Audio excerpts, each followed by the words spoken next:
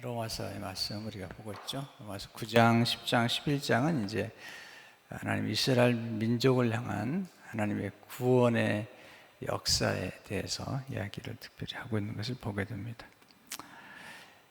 이제 10장에 가면 사도 바울이 이스라엘 민족들이 잘못하고 있는 부분들을 얘기하면서 지식을 겸비한 열심이 중요하다. 그것이 맞다. 그렇게 얘기를 하고 있죠. 그들은 열심은 있지만 지식이 없다. 1절, 2절에 보면 형제들아 내 마음에 원하는 바와 하나님께 구하는 바는 이스라엘을 위함이니 그들로 구원을 받게 함이라. 내가 증언하노니 그들이 하나님께 열심히 있으나 올바른 지식을 따른 것이 아니니라. 사도 바울이 본 스스로가 유대인이잖아요. 이스라엘 백성인데 이스라엘 백성들이 지금 열심은 있다. 여전히 열심히 있는데 지식을 겸비하지 않았다. 이것은 이제 개인적으로는 자신의 경험을 얘기하는 거죠. 본인이 유대인으로서 열심히 바리새인 중에 바리새인으로 살았는데 예수님이 메시아인 걸 모르고 예수 믿는 사람들과 교회를 핍박하고 스데반을 죽이고 대단히 열심히 있었던 사람이죠. 근데 그가 지식을 겸비한 게 아니었다. 그렇지만 본인은 하나님의 은혜로 예수 그리스도를 알게 되었고 예수 그리스도를 통해서 진정한 지식을 겸비하게 되었는데 많은 유대인들이 열심히 있지만 지식을 겸비하지 못했다. 그렇게 안타까워하는 것입니다. 지식이 정말 중요하잖아요. 성경에 보게 되면 호세아서 4장 6절에 보면 내 백성이 지식이 없음으로 망한다. 지식이 정말 중요하거든요. 근데 많은 분들이 지식이나 지혜에 대한 그런 관심들이 없는 것 같아요. 그래서 지식을 참 중요하게 생각해야 됩니다. 사도 바울은 골로새서 3장 10절을 보게 되면 새 사람을 입어라 그렇게 얘기하면서 지식에까지 새롭게 지음을 받았다. 그러니까 우리가 새 사람이 되었다는 것은 지식까지도 새롭게 되었다는 것을 의미를 하고 있는 것을 보게 됩니다.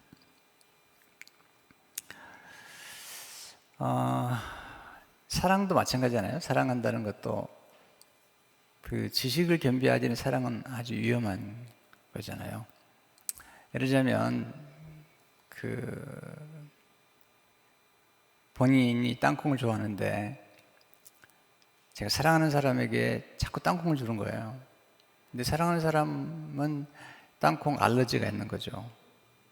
알러지가 얼마나 위험한지 아세요? 잘못된 걸 먹으면 호흡이 어려워져요. 굉장히 어렵습니다. 내가 사랑한다고 하면서 내가 좋아하는 것을 좋다고 생각하는 것을 주죠. 땅콩도 몸에 좋다고 그러잖아요. 견과물이. 그렇지만 상대방에게 그 땅콩은 독이거든요. 독. 자꾸 좋다고 먹으라고 그러는데 그 상대방에게는 독이란 말이죠. 지식을 겸비하진 사랑도 아주 참 위험하잖아요. 어제 인터넷 신문을 보니까 병원에서 피를 수혈하는 과정에서 A형인 사람이 이제 수혈을 받는데 실수로 B형 피를 이렇게 수혈을 한 거거든요. 그래 중태에 빠졌어요. 네. 겨우 살아났어요. 회복이 됐는데 A형 피를 가진 사람은 A형의 피를 반드시 받아야 되잖아요. 근데 B형을 받으니까 죽는 거죠. 그러니까 괜찮다고 괜찮지 않습니다. 네. 네. 지식을 겸비해야 되는데 지식을 겸비하지 않으면 아무리 열정을 가졌다 해도 안 되잖아요. 그래서 우리가 사람을 서로 알아가는 게 필요하고 또 서로를 알아가는 게 굉장히 중요하고 지식은 교육을 통해서 많이 얻을 수 있거든요. 교육이라는 것. 또 책을 통해서 많이 얻을 수 있고, 그래서 지식이 참 너무 중요한데 사람들은 지식을 너무 소홀히 하지 않나 생각이 되죠. 이번에도 제 청년 부부가 두 사람이 이제 한국에 가서 결혼을 해요. 근데 저희 교회 청년부는 좀 나이가 좀 많아도 조금 그냥 도는데, 이 청년들은 진짜 나이가 많더군요. 그 남자 청년은 46이고 여자 청년은 33, 34, 하여튼 12살 차이가 나요. 근데 너무너무 좋아하는 거 있죠. 둘 다 1.5세예요. 요즘 1.5세들이 저희 교회 많이 와요. 청년들이 깜짝, 최근에도 1.5세들이 제가 결혼을 주례하는 청년 가운데 많았거든요. 여자 청년은 중학교 때 왔고 남자 청년은 고등학교 때 왔더라고요. 내 한국말을 얼마나 잘하는지 몰라요. 근데 우리 교회 와가지고 그 남자 청년은 4년 됐고 여자 청년은 1년 됐는데 교회 와서 만나가지고 그렇게 좋아할 수가 없어요. 네, 그리고 그렇게 행복해할 수가 없어요. 그래서 어제 이제 한 1시간 정도, 1시간 좀 넘게 했나? 그래서 이제 주례를 나한테 못 받지만은 꼭 코칭을 좀 받고 싶다는 거예요. 그러니까 한 1시간 정도 이렇게 했는데 너무 좋아하는 거예요. 왜냐면 안 만났으면 큰일 날 뻔했다는 거예요. 왜냐면 저를 안 만났으면 큰일 날 뻔했다는 거예요. 왜냐면 중요한 지식들이 필요한데 그 지식들을 없이 결혼을 하게 되는 거거든요. 우리가 생각하잖아요. 다 안다고 생각하는데 다 알지 않아요. 정말 다 알지 않아요. 그래서 우리가 신앙생활 하는 거나 사람들과 관계를 갖는 경우에도 이 맹목적인, 그리고 남자와 여자가 다르잖아요. 구조도 다르죠. 몸의 구조도 다르죠. 의식 구조도 다르죠. 다른 건데 우리는 모르잖아요. 근데 요즘은 책을 보면 정말 좋은 내용들이 많거든요. 지식 너무 중요한데 그들은 정말 중요한 지식을 모르고 있었다. 그럼 지금 사도 바울이 지금 유대인들에게 알리고 싶어하는 지식이 뭘까? 그것은 하나님의 의를 아는 지식이라는 거죠.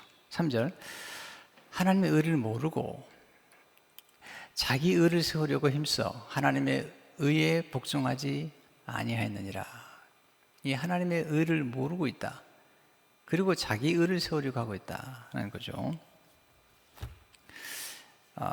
자기 의는 자기 스스로가 노력으로 만들어낸 의라는 거죠.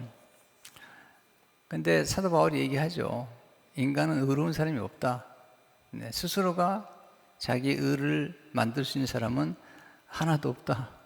이것은 구약부터 천명된 얘기다.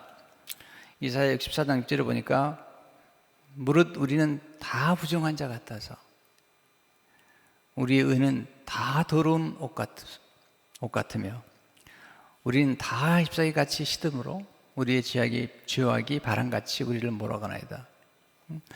다 우리의 의는 다 더럽다는 거예요. 이것은 뭐 특별한 사람만 그런 게 아니라 구약 자체가 얘기하고 있는 거예요. 율법 시대였던 구약에서 이사야 사도를 통해서 하나님께서 주신 말씀이죠. 다 더러운 옷을 입었다. 이사야 53장 6절을 보니까 우리는 다 양 같아서 그릇 행하여 각기 제 길로 갔거늘 여호와께서는 우리 모두의 죄악을 그에게 담당시키셨도다. 여기서 이제 하나님의 의는 무엇이냐? 하나님의 의는 정말 공의로우신 하나님의 의가 겸비된 의고, 하나님의 의는 긍휼이 풍성하시고 또 사랑이 풍성하시고 그리고 지혜를 겸비한 의시다. 완전한 의라는 거죠. 완전한 율법이 요구하는 모든 것을 다 이루는 의다는 거죠. 율법은 뭐죠? 율법은 두 가지를 다 가지고 있는데요. 율법의 근본 정신은 사랑이죠. 하나님 사랑, 이웃 사랑이죠. 또 하나의 율법의 근본적인 정신은 공의로움이죠. 공의. 공의는 뭐냐면 죄는 반드시 심판해야 된다는 거죠. 그리고 죄인은 반드시 죄값을 지불해야 되는 거죠. 이게 공의죠. 근데 율법의 또 하나의 정신 가운데 뭐냐면 하나님의 사랑과 이웃 사랑이거든요. 이 두 가지를 다 온전히 이루어야 돼요. 이 두 가지를 온전히 이룬 분이 계신데 예수님이시는 거예요. 예수님께서 의를 온전히 이루었다는 거죠. 사절에 보면 그리스도는 모든 믿는 자에게 의를 이루기 위하여 율법의 마침이 되시니라. 예수 그리스도께서는 하나님이 말씀하신 그 공의, 율법에서 이루어지는 모든 의를 이루셨을 뿐만 아니라 로마서 13장 10절에 보면 사랑은 이웃에게 악을 행하지 아니하느니 그러므로 사랑은 율법의 완성이니라. 사랑은 율법의 완성이니라. 그러니까 율법을 지킴으로 의를 이룰 뿐만 아니라 율법의 완성인 사랑까지 다 이루신 분이, 온전히 이루신 분은 하나님 보실 때 예수님밖에 없거든요. 그러니까 죄를 짓지 않은 것뿐만 아니라 사랑하는, 선을 행하는 것까지 가야지 완전한 의를 이루는 거죠. 이 완전한 의가 나타났는데 율법과 선지자들에게 증거를 받은 완전한 의가 나타났는데 그 의가 예수님이시고 그 의를 이룬 사건이 있는데 그건 십자가 사건이라는 거죠. 이 십자가 사건에서 하나님이 하나님의 의를 완전히 이루셨다는 거예요. 하나님의 의를 온전히 이루셨다는 거예요. 그래서 인간이 스스로가 율법을 지킴으로 의를 행할 수 없다는 거죠. 인간 스스로가 지키는 의는 다 비교적이에요. 그리고 산술적이죠. 내가 누구보다 조금 더 나으니까 이 정도죠. 근데 하나님의 의는 너무 높아서 미칠 수가 없는 거죠. 우리는 보통 그러잖아요. 네, 저 사람보다 좀 착하지. 네.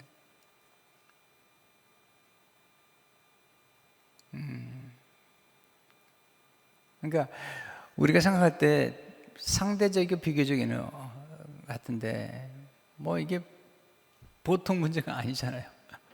이번에도 그 힐러리 그 대통령 후보와 트럼프 대통령 후보가 이번에 텔레비전 그 했잖아요.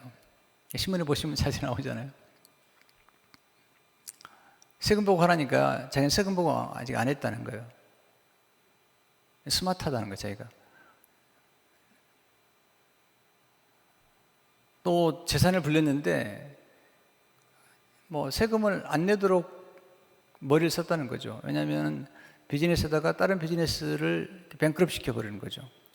그러면 수익이 많아도 이렇게 몇 가지 건물이나 이런 것들 뱅크럽 시켜버리면은 거기에 맞춰서 세금 안 내도 되니까.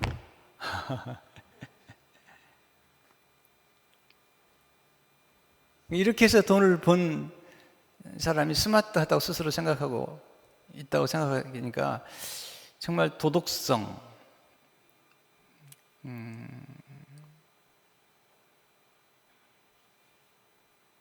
그러니까 지금 이게 굉장히 심각한 문제인 거거든요.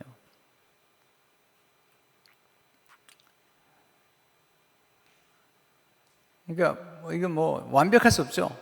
또 힐러리 후보 같은 경우는 이메일 사건 때문에 지금 계속 얘기를 하고 있잖아요. 두 분 중에 한 분이 될 거예요. 하여튼 두 분이 한 분이 되는데 참 이게 심각한 고민 속에 지금 미국이 빠져 있는 거거든요.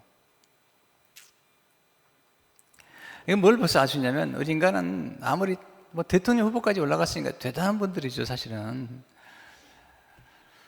그럼에도 불구하고 완전할 수가 없다는 거죠. 근데 하나님은 십자가에서 완벽한 하나님의 의를 이루셨는데 그 하나님의 의는 뭐냐면 죄는 하나님 철저히 심판하셨다는 거예요. 죄는. 그래서 죄를 예수님께 대신 담당케 하셔서 예수님이 대신 죄를 지시고 그리고 심판과 정죄를 받으시고 그리고 하나님은 사랑이시기 때문에 죄인은 사랑하셔서 죄인 속에 있는 죄는 예수님께 담당하셔서 죄는 예수님께 물으시고 죄인은 사랑하셔서 예수님이 이루신 온전한 의를 인간이 이룰 수 없는 온전한 의를 예수님께서 이루신 다음에 그 의를 우리 인간에게 전가시켰다는 거예요. 우리 어카운트에 없는 의를 다 없는 의를 우리의 모든 죄는 다 가져가시고 그리고 우리 인간에게 없는 하나님의 예수님의 의를 전가시켜 주심으로 하나님의 의롭다 하심을 드러냈다는 거죠. 그리고 누구든지 하나님이 그 십자가에서 아들을 통해서 이루신 그 복음을 믿으면 그 사람을 의롭다고 여기신다고 하는 그 하나님의 의가 불의하냐는 거예요. 불의하지 않다는 거죠. 하나님은 의를 이루셨다는 거예요. 하나님은 죄는 미워하시고 죄는 심판하셨다는 거예요. 누구에게? 예수님께 씌워서. 그리고 하나님은 사랑의 하나님이기 때문에 우리에게 사랑을 베푸셨다는 거죠. 온전한 의를 온전히 충만하게 이루셨다는 거죠. 이것이 십자가에서 이루시고 그렇게 이루신 하나님의 의를 아들까지 희생하면서 이루신 하나님의 의를 믿는 자는 누구든지 의롭다움을 받는다는 사실, 그것이 하나님의 의인데 그 당시 유대인들은 그건 말이 안 된다는 거예요. 네. 우리가 율법을 지켜야지, 우리가 율법을 행해야지, 그렇게 얘기하는 거죠. 사도 바울은 그게 아니라 하나님이 이루신 모든 것을 믿는 것. 조금 더 얘기하면 우리 자신의 율법적인 노력을 내려놓고 우리를 위해서 이루신 그리스도의 의, 자, 우리의 율법적인 노력을 내려놓고 우리를 신뢰하는 그 신뢰를 내려놓고 완전히 우리를 위해서 의를 이루신 예수 그리스도에게로 신뢰하는, 바로 그것이 믿음이라는 거죠. 그러니까 유대인들이 자기네 의를 자랑했는데 그 의가 다 더럽다는 거예요. 자랑할 수 없다는 거예요. 신뢰할 수도 없다는 거예요. 썩어진 동아줄 같다는 거예요. 그거 신뢰할 수 없다는 거예요. 부러진 다리 같다는 거예요. 이것은 신뢰할 수가 없다는 거예요. 의지할 수 없다는 거죠. 그런데 진정한 믿음은 우리 자신, 인간 스스로가 뭔가 이루려고 하는 우리 자신에서 완전히 떠나서 하나님이 이루신 것을 그대로 믿는 것, 하나님을 신뢰하고 자랑하는 것, 거기에 갈 때 그게 진짜 믿음인데 이스라엘 백성들이 지금 그 지식을 갖지 못했다, 이런 얘기를 하고 있는 거죠. 어디로 보시면 모세가 기록할 때 율법으로 말미암는 의를 행하는 사람은 그로 살리라 하였거니와, 문제는 이런 사람이 없다는 거예요. 모세는 율법으로 말미암은 의를 행하는 사람은 그로 살리라 했는데 그런 사람이 없다는 거예요. 모든 사람이 다 죄를 범했고 모든 사람이 다 부정한 자가 되었다는 거죠. 우리는 아무것도 할 게 없다는 거죠.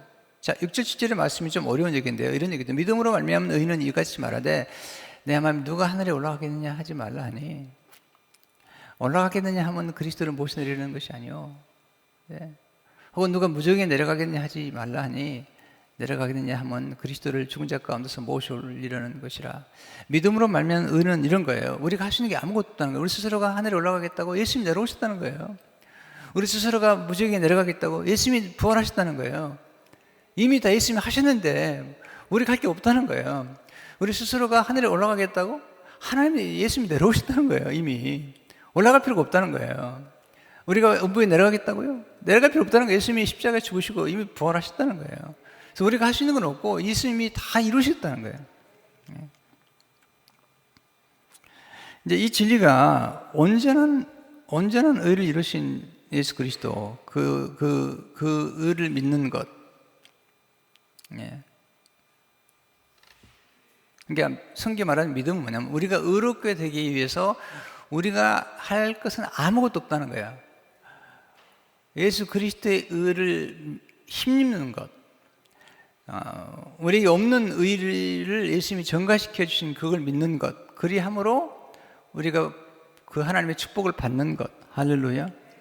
그것밖에 없다는 거예요.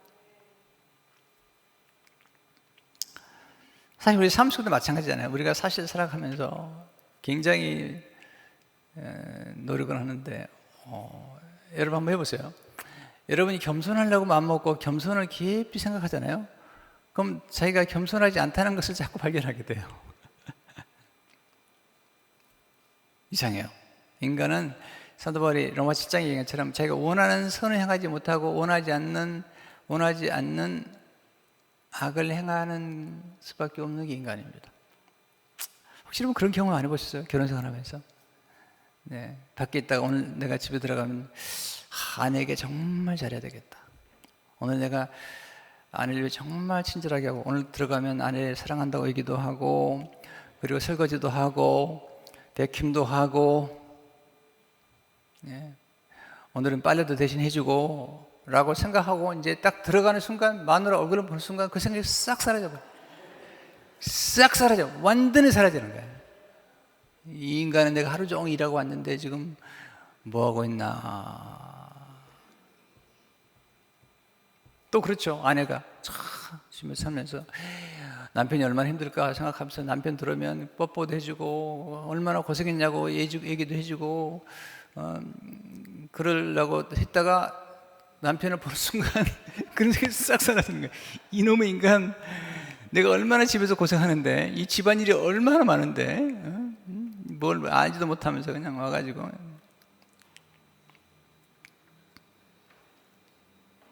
여러분 전혀 안 그러시나 보네요. 야, 놀랍네요.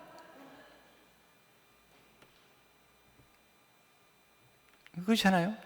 저도 어느 날 집에 들어가면 오늘은 밥 먹고 꼭 설거지를 해줘야 되겠다. 제 아내가 설거지 좋아하니까. 그래서 밥 먹고 설거지 하려고 그러는데 제 아내가 설거지 안 해? 그러면 이제 기분 나쁜 거예요. 설거지 해주려고 그랬는데 설거지 잘하니까 기분 나빠가지고 안 해. 예? 그렇다는 얘기, 내가 안 했다는 얘기가 아니라 내가 합니다. 그런데 예를 드는 거죠. 하면서도 속은 기분이 나빠. 내가 목사니까 체면 따라 하긴 하지만 속으로는 인간의 본성상 불편한 거야. 불편한 거야. 인간은 인간의 노력을 어려울 수 없습니다. 사도 바울이 얘기하잖아요. 너희가 사랑하려면 성령으로 말미암아 하나님의 사랑이 우리에게 부음받아야지. 그 부음받은 능력으로 사랑할 수 있는 거지. 인간의 노력과 인간의 아이디어만 가지고 사랑할 수 있나요? 어렵습니다. 어렵습니다.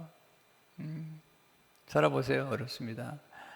남을 도와주는 것도 쉽지 않습니다. 한두 번 하다가 상대방이 계속 기대할까 봐 안 합니다. 네, 사랑도 한두 번 하다가 내가 이렇게 사랑하면 상대방이 늘 기대할까 봐, 네, 또 내가 사랑해도 고마워하지 않을까 봐 또 안 하거든요. 하나님은 그런 분이 아니거든요. 우리 누구 도와주다가 이렇게 도와주면 당연하게 생각할 거 아니야? 아이고 기분 나빠. 그러고 안 하거든요. 이게 인간의 사랑이에요. 왜? 인간의 사랑은 유한하고 자원이 유한하고 아이디어가 유한해요. 그리고 사랑하는 방법도 잘 몰라요. 여기 얘기잖아요. 소와 사자가 서로 사랑했다는 거예요. 소는 늘 사자를 사랑하는 마음으로 풀을 뜯어다가 사자에 갖다 줬고, 사자는 소를 사랑하는 마음으로 늘 고기를 잡아다 갖다 줬는데, 여러분 소가 고기를 먹으면 그거 광우병에 걸립니다. 미칩니다. 사자가 풀 먹어요, 안 먹어요? 묵으면 미친 사자죠. 그러니까 서로 사랑한다고 소는 엄청 사랑한 거예요. 그러다 나중에 헤어지면서 하는 말이에요. 난 최선을 다했는데. 무슨 최선을 다해요? 상대방이 뭘 좋아하는지도 모르고 최선을 다하는 거. 생각을 해보라고요. 저도 가끔 이제 집회를 가거나 어디 가면 어떤 교회는 물어봐요. 연락을 합니다. 목사님 뭐 좋아하세요? 뭐 이렇게 물어보는데 어떤 분은 전혀 물어보지 않습니다. 자기가 좋아하는 것만 다 대접해요. 상대히 뭘 좋아하는 생각하지 않는 거죠.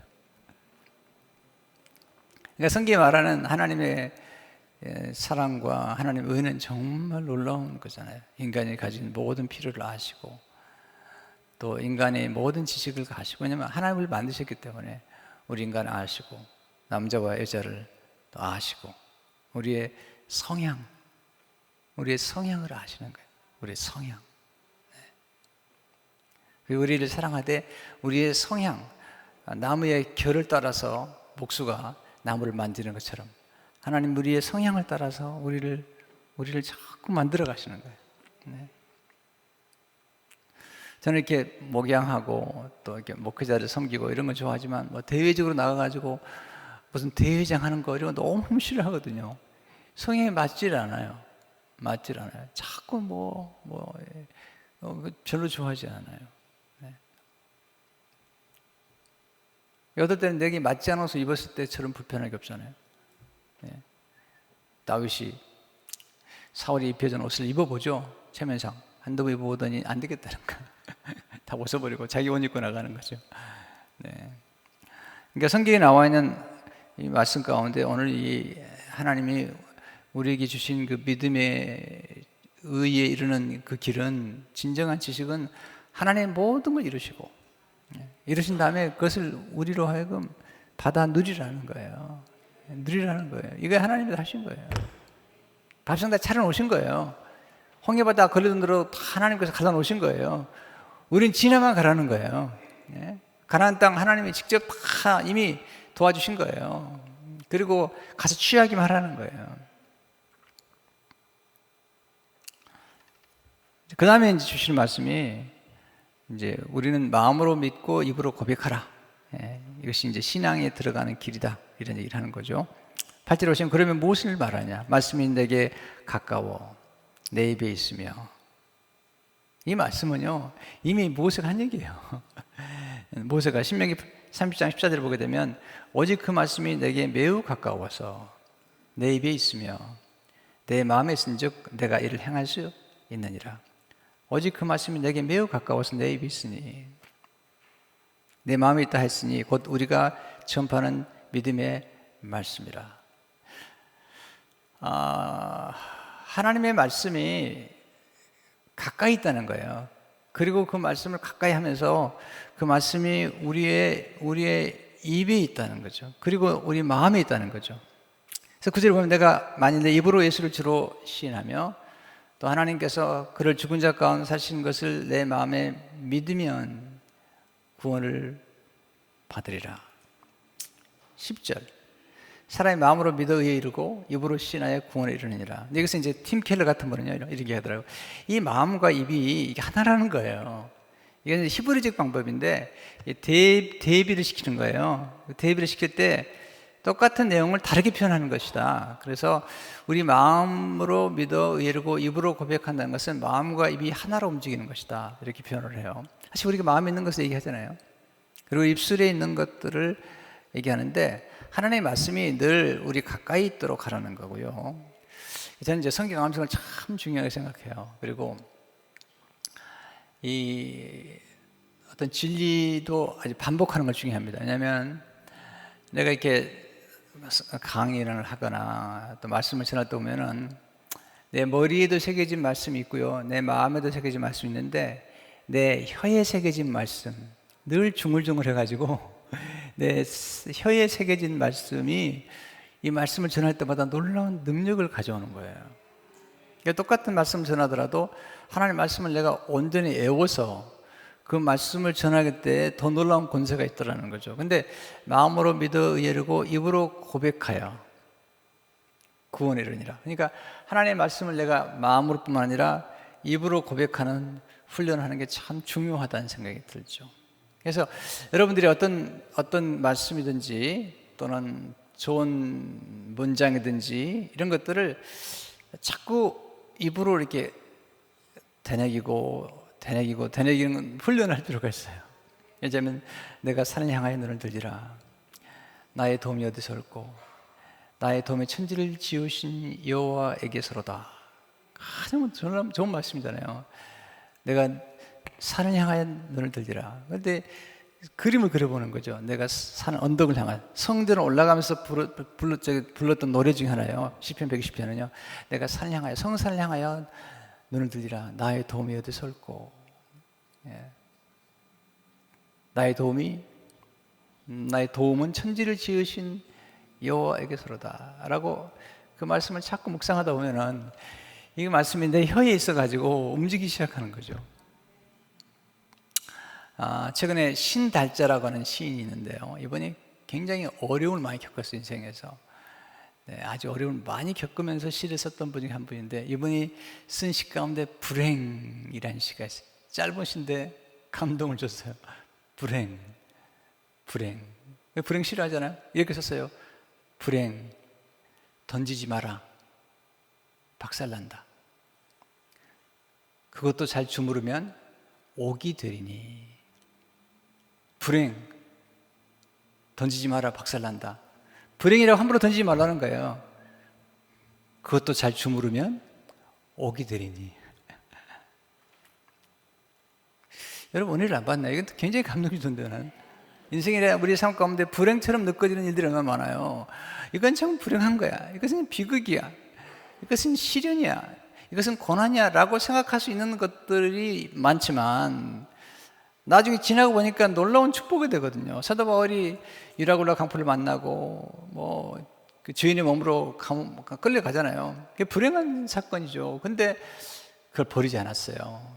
잘 주물렀더니 로마 옥중에서 로마를 정복해버린 게 복음으로. 그리고 옥승서실 쓴 거죠. 옥승서실 속에 얼마나 사람들이 영감 주는지 모르죠. 그 말이 너무 좋아서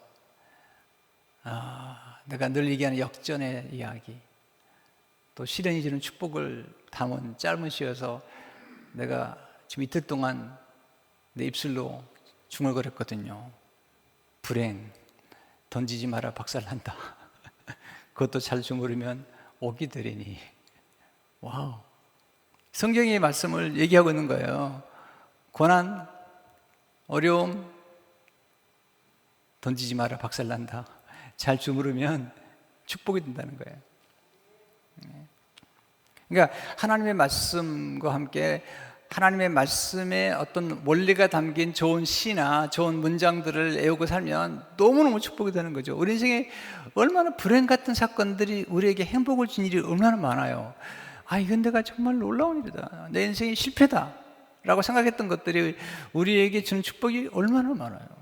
저도 그런 경험을 여러 번 했거든요.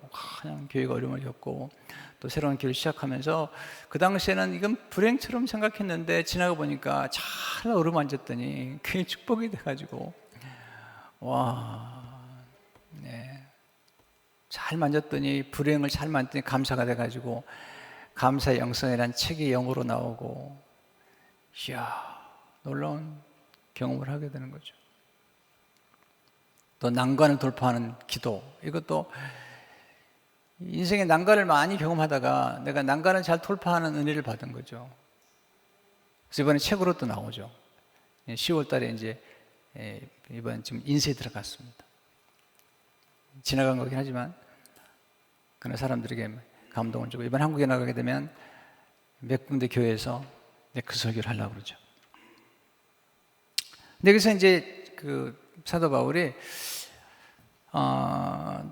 이 마음으로 믿어 입으로 고백할 때 무엇을 고백할 것이냐, 이게 중요한 얘기를 하거든요. 무엇을 고백할 것이냐. 구절에 보면 만일 내 입으로 예수를 주로 시인하며, 예수님은 주인이라는 거예요. 예수님은 우리의 로드라는 거예요. 주님이라 모든 것을 주관하신다. 모든 걸 주관하신 주님이시라는 거예요. 주권. 예수님은 나의 주인이십니다. 네. 여러분, 원래 주인은 노예든지 종이든지 모든 걸 다 책임지게 돼 있어요. 원래 주인은요. 네. 그런 면에서 예수님이 우리 주인이십니다. 모든 주권자가 되신다. 이것이 제자도의 첫 번째예요. 로드십. 예수님이 나의 생명의 주인이 되시고 물질의 주인이 되시고 시간의 주인이 되시고 내 인생의 주인이 되신다는 이것 고백하지 않으면 제자가 이 길을 갈 수 없어요. 이것은요. 그래서 우리 신앙을 고백한다는 예수님은 주님이라는 거예요. 네. 이건 그 당시 로마 사람들에게는 너무나 충격적인 얘기입니다. 그 당시에 황제가 주님이라고 생각했는데 예수님이 주인이라는 거예요.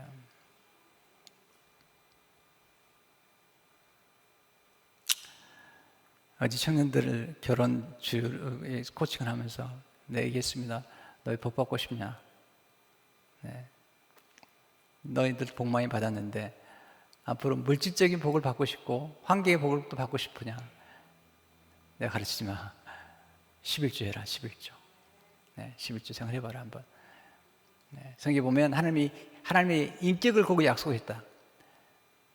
하나님의 11조 들으면 하나님 하늘문을 열고 쌓을 것이를 부인다 약속하셨고, 또한 하나님께서 기한 전에 열매가 떨어짐이 없도록 약속하셨고, 하나님께서 그를 존귀히 여긴다고 약속하셨는데, 하나님의 약속과 인격을 걸고 하나님의 인격과 하나님의 능력을 걸고 했는데 한번 살아봐라.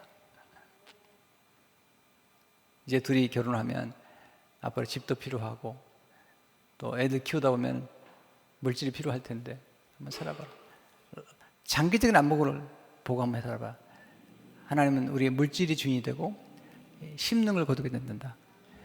존경을 심으면 존경을 쉽게 거두게 되고 그런데, 왜냐하면 이 두 커플이 너무 예쁜 거예요. 너무 사랑스럽기 때문에 잘 되는 걸 코치해주고 싶은 거예요.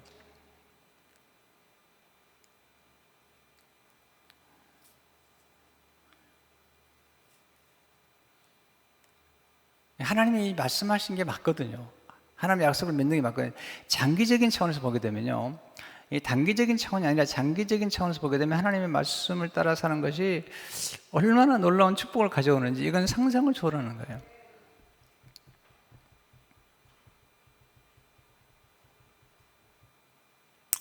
그렇게 하겠다고 저한테 약속하더라고요.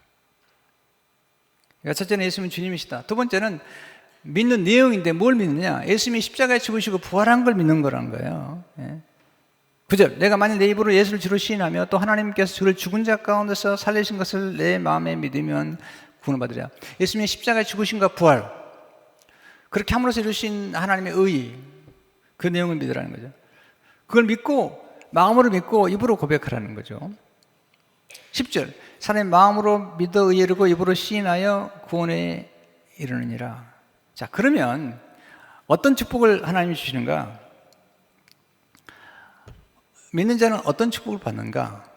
여기서 11절에서 나오는 거 보면, 첫째는 차별이 없는 은혜를 주시겠다는 거예요. 누구든지 11절에 보면 성경에 이르되 누구든지 그를 믿는 자는 부끄러움 당하지 아니하리로다. 12절에 보면 유대인이나 헬라인이나 차별이 없음이라 한 분이신 주께서 모든 사람이 주가 되사 그를 부르는 모든 사람에게 부여하시도다. 13절, 누구든지 주의 이름을 부르는 자는 구원을 받으리라. 이게 누구든지 차별이 없다는 거예요. 누구든지 예수를 믿으면, 그가 유대인이나 헬라인이나 누구든지 하나님께서 그를 믿으면 차별이 없다는 거예요. 두 번째는 믿는 자는 부끄러움을 당치 않게 하겠다는 거예요. 하나님께서. 이게 소극적인 축복의 표현이죠. 소극적인 축복. 믿는 사람은 부끄러움을 당치 않게 하겠다라는 게 소극적인 축복이라면, 적극적인 축복만 하면, 세 번째로 하나님 믿는 자는 하나님 예비하신 부요함을 누리게 하겠다. 12절에 보면 유대인이나 헬라인이나 차별이 없음이라 한 분이신 주께서 모든 사람의 주가 되사 그를 부르는 모든 사람에게 부여하시도다. 네 번째 축복이 있습니다. 하나님 이름의 권세. 13절, 누구든지 주의 이름을 부르는 자는 구원을 받으리라. 하나님께서 우리에게 첫째는 차별이 없는 은혜를 주시고, 두 번째는 믿는 자는 부끄러움을 당하지 않게 하시고, 세 번째는 믿는 자는 부요함을 누리게 하시고, 네 번째는 그 주의 이름의 권세를 주셔서 그의 이름을 부르는 자마다 구원을 받을 뿐만 아니라 그 이름의 권세를 통해서 여러분 기도 응답을 받잖아요. 내가 내 이름을 무엇을 구하지 내가 시행하겠다. 믿는 자 이런 표적이 따르니 너희가 내 이름으로 귀신을 쫓아내며 새 방언을 말하며. 놀라운 권세를 주신 거거든요. 여기서 하나님을 정말 믿고 입으로 고백하는 사람에게는 하나님이 어떤 축복을 주시냐면 차별이 없는 은혜를 주실 뿐만 아니라 우리의 신분이나 학력이나 무슨 혈통 상관이 없어요. 차별이 없이 은혜를 줄 뿐만 아니라 그를 믿는 자를 절대로 부끄러움을 당하지 않겠다는 거예요. 잠시 불행과 시련과 역경이 있을지 모르지만 하나님 모든 것을 합력하여 이 선을 이루심으로, 잘 들으세요, 우리 인생도 예수 믿어도 불행과 시련과 역경이 있을 수 있습니다. 그러나 하나님이 함께 하심으로 모든 것이 합력하여 선을 이루심으로 결코 부끄러움을 당치 않게 되는, 거기서 끝나는 게 아닙니다. 하나님이 부여하시다는 거예요. 그를 부르는 모든 자에게, 예수님을 주라고 고백하는 모든 사람에게, 예수님은 주님이십니다라고 고백하는 모든 사람에게 부요함을 주시겠다는 거예요. 넘치는 부요함을 주시겠다는 거예요. 풍성한 은혜와 모든 신령한 은혜를 다 주시겠다는 거예요.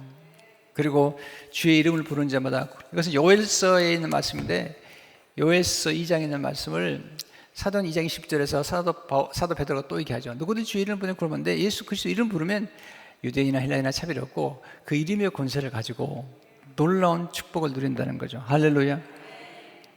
그래서 이 말씀 속에는요, 진짜 놀라운 축복과 보석들이 담겨 있는 것을 보게 되죠. 정말 이건요, 대단한 겁니다. 우리가 제 예수 믿고 전 이렇게 하나님의 축복을 받을 줄 몰랐거든요.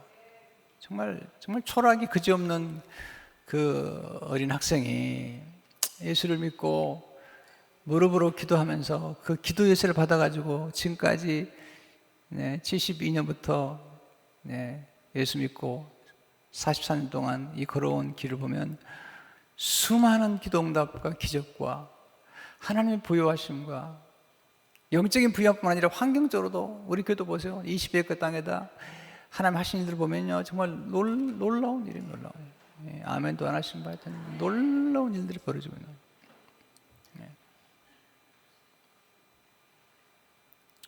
왜 우리 기도하죠? 이걸 하기 때문에 기도하는 거예요. 기도 열쇠를 가지고 하나님 앞에 기도하는 거예요. 성도 여러분, 이 말씀으로 힘을 얻고 오늘도 승리하시길 축원합니다.